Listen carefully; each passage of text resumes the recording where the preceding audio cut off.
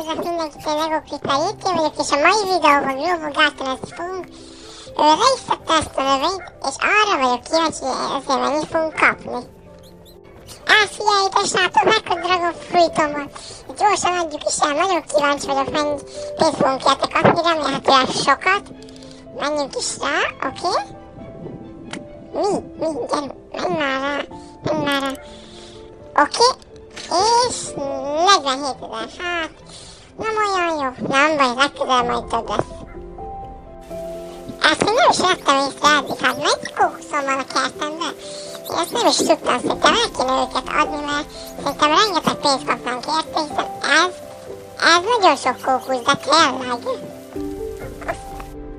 Oké, most hamarosan mindjárt rittokolódik a shop, remélhetőleg jó cuccokat fogunk belőle kapni, úgyhogy 3, 2, 1, oké, rittokolódott a shop, nézzük is meg, hogy mi van, hát, jó, bambusz, erre lecsapunk, rendi, és mi van még,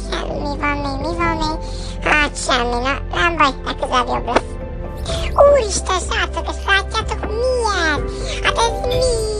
Hát ez mekkora, ez mi? Rendben, srácok, egy perc múlva rittokolódik a shop szerencsére. Remélem, nagyon remélem, hogy tényleg nagyon, hogy sokkal jobb cuccokat fogunk belőle kapni. Remélem. 3, 2, 1. Oké, rittokolt a shop, léti valami jó. Oké, kukoricca, jó, erre lecsapunk. És nézzük még meg, mi van, hát. Valami jó, de nincs semmi jó. Nem baj, legközelebb majd fáza jó lesz. Oké, most már szerintem leszedem a kókuszokat, hiszen kaphatunk szerintem belőle sok pénzt. Nagyon kíváncsi vagyok, hogy mennyi pénzt fogunk belőle kapni. Remélhetőleg sokat. Rendben, első adag kókusz.